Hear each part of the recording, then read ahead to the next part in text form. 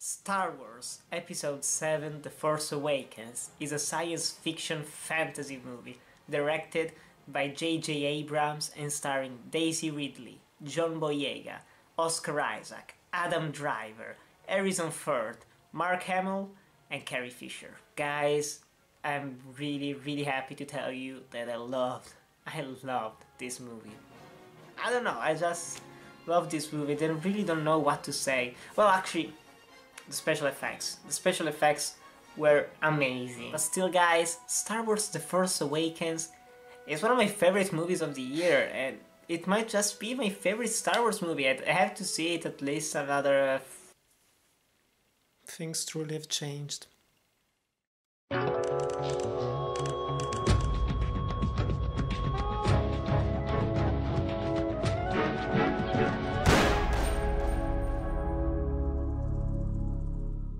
Star Wars The Last Jedi is the 8th episode in the Star Wars franchise, in the Star Wars main saga.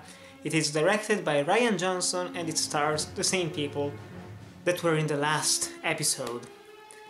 And I loved rewatching my review of episode 7. I made it right after the movie came out. I watched the movie in theaters. I was so excited. I made this review and it's so charming seeing how naive I was, how things have changed in just 2 years. I still like The Force Awakens. I rewatched it recently and I do still consider it to be a good movie. Maybe even great one, very enjoyable at least. And that review is just like the ratings that I gave. Absurd, truly absurd. All those 9s. Crazy, but still. Watching episode 8 was underwhelming. That's the key word for this review, for this film in my opinion. I've been spending the last few hours, more than a few hours, watching and reading different reviews from people that loved the movie, from people that hated the movie, and honestly I fall right in the middle. Is this a good movie?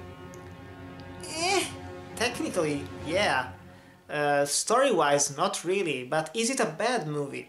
Hell no, it is far from a bad movie, technically at least. With every single piece of art, there is no right or wrong answer, so if someone says that they love this movie, they're not wrong, it's just their opinion. If someone hated them, they're not wrong, because it's their opinion. So honestly, I'm just going to be as honest as I can. I don't care about trying to appeal to those who automatically hate something or love something. I don't care. I just want to watch a good movie. Like with every single review of this channel, I'm not biased. I go into movies wanting to like them, every single one of them. And I hate a lot of them, but I also love others. And I did not love Episode 8, The Last Jedi. I wanted to, but it was not all that good. It was a thoroughly disappointing experience, even more so than something like Justice League, which was a disappointment. I did not really like that movie, even though it had some redeeming qualities to it, but we already came from previous movies that were not all that great, or at least for the majority of the people they weren't. But with this film, if Episode 7, The Force Awakens, had been different, had a different focus, didn't include certain characters, didn't build up certain secrets, I don't think I would have found Episode 8 as disappointing as I did, because in this film it truly feels like J.J. Abrams had an idea for Episode 7, he created some build-up like Rey's parents, Leader Supreme Snoke, Phasma and other parts of it, Luke even, and then Rian Johnson came and almost had to retcon what Abrams did, pushing some characters that were introduced last time to the sidelines, some are just mentioned by name. A particular event, the most important, let's say, event that occurred in Episode 7 is barely mentioned, even though they promised some kind of continuation to what happened. It is like... this movie is, and this entire trilogy even, is about letting go of the past. Letting go of all the burdens of previous characters, previous directors working on these projects, of the previous two trilogies. It is about moving forward. This isn't episode -3, -2, -1, leading up to A Phantom Menace. We are going forward in time, so we need some closure with our favorite characters from the original trilogy. The only problem is that some of them were screwed over. Like Han Solo is barely mentioned in this film. Little spoiler for episode 7, but who cares nowadays. He's barely mentioned in this film. There are some characters that name drop. There are some characters who didn't know about his death. They find out about it in this film, and we don't get to see their reaction. So that was insane. That was just plain old bad marketing, bad campaigning, and just lying. They promised a kind of funeral even, if I don't remember badly, but still. This film was disappointing. First of all because, like, rewatching that review and having rewatched the episode 7, the characters were not one-dimensional in the sense that they were just there to do one thing. They were funny, most of them, without being forcefully so. They had charisma, they had screen presence, they had some weaknesses, some good moments, some bad moments, they made some good decisions, bad decisions and whatnot. And in this film, some of them become incredibly one-dimensional, especially, of all of them, Finn, played by John Boyega. He was just completely pointless in this film. There is a new character called Rose, and Rose and Finn, they go on a little side quest in the middle of the film. That was pointless. It isn't as awful as some people are making it out to be, but still it did halt the movie to a halt. And then we get the humor. That was just incredibly forced. In the other Star Wars movies there is humor and it works for the most part. There are still some scenes that are not really all that funny, but it makes sense in the context and with the characters. And here we have a lot of different scenes where the humor just feels like, and I hate saying it, but it does feel like straight out of a Marvel movie, straight out of like Guardians of the Galaxy Volume 2, where it felt inappropriate a lot of times, forced, almost not mean, but still not fun. And we were like, did we really need that? There are some scenes that have pathos to them, that have tension, they're just undercut by a joke, and that's unfortunate. And also Luke Skywalker, Mark Hamill said that he did not like the direction Rian Johnson took for the character, and I can see why, because he's completely changed from episode 6. And I know that there have been multiple years in the middle, he has changed as a person, of course, but this is not justified. This whole part is not justified enough. They give some things for granted, some flashbacks that we saw in episode 7, they are not explored in this film, some things are slightly changed, altered, it's just... Okay, I'm still talking about episode 7, let's just focus on this one, okay?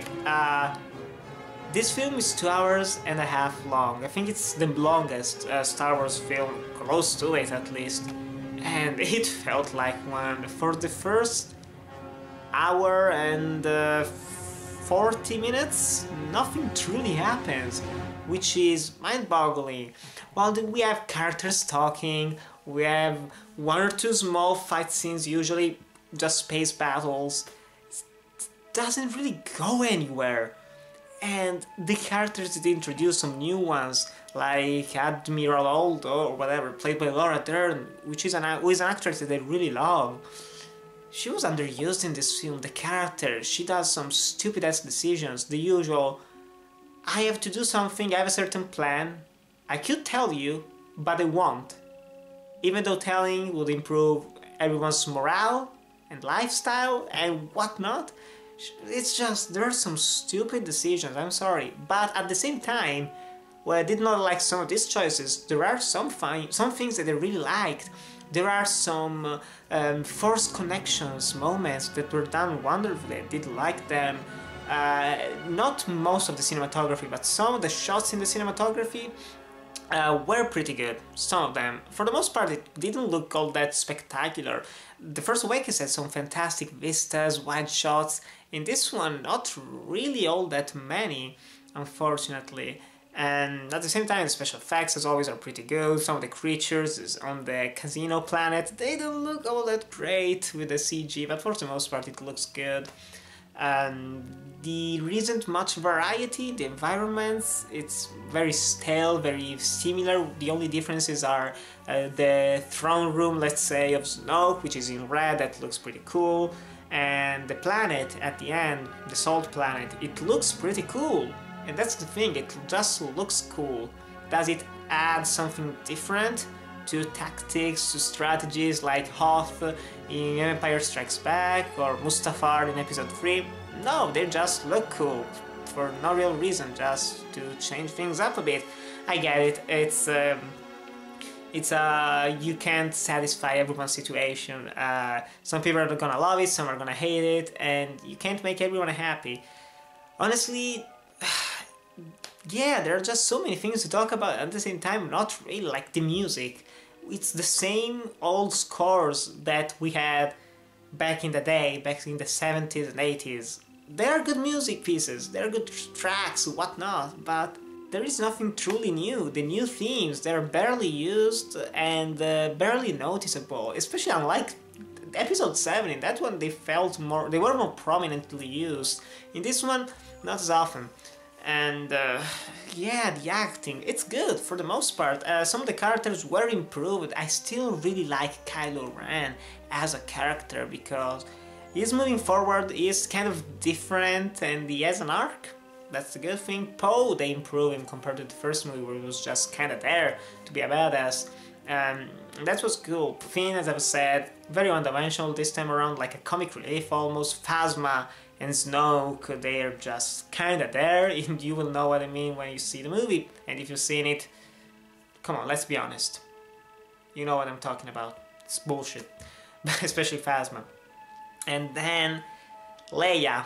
Leia. R.I.P. Carrie Fisher. She's good.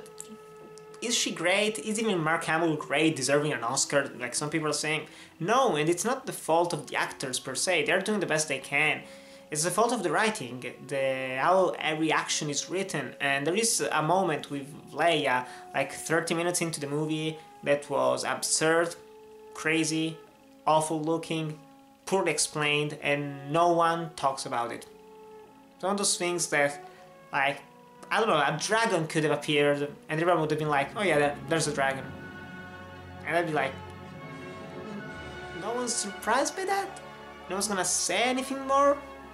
Whatever. That's the entirety of this film, and the ending as well. Underwhelming. There are some good scenes, however. As I said previously, the first connection scenes. This is a very unfocused review, just like the movie. It's like poetry, it rhymes. And the fight scenes, the two fight scenes, or even just one true fight scene that happens in this film, that's pretty fantastic. I'm not gonna lie, it was cool to watch, but it lacked the excitement that something like other fight scenes in the previous movies, or even the Kylo Ren Rey fight scene at the end of Episode 7. Those had more weight, those were more emotional. This one was a cool fight. Not so different from an Episode 2 fight scene, let's say, where you're like, oh yeah, it looks cool, the fighting, jumping, the moving around, the throwing sabers, but at the end there isn't really all that much substance that pulls you into the movie. And it's hard to talk about this way. I wanted to like this film, especially after having read so many positive reviews, like critics, respected critics even, giving it 9.5. Like, what? Sounds offensive, but that's the definition of a fanboy. If you watch this film and you just blindly accept everything because it has to be different, since everything is different, is it really different? The only true changes don't really improve the overall story, and those changes at the same time are just pointless and don't make the film feel like Star Wars. And I'm not saying that they have to be exactly like the original trilogy or the prequels, but just some things are dumb and stupid. I'm gonna say it, that's the truth. Something did not make sense. Some character motivations at the end of the film, you just don't know what the hell they're gonna do. And I'm both interested and uninterested in knowing what happens in episode 9, because I really don't know. And that's not necessarily a good thing. Like, at the end of episode 5, you know what is gonna happen, but at the same time, you don't know how it is gonna happen. In this one, I don't know both of those things. Like, yeah, probably good is gonna win over evil at the end of episode 9. Definitely, it's a Star Wars film, we expect that, and that's good, that's fine. It's not a bad thing, but what else is there gonna be? What conflicts?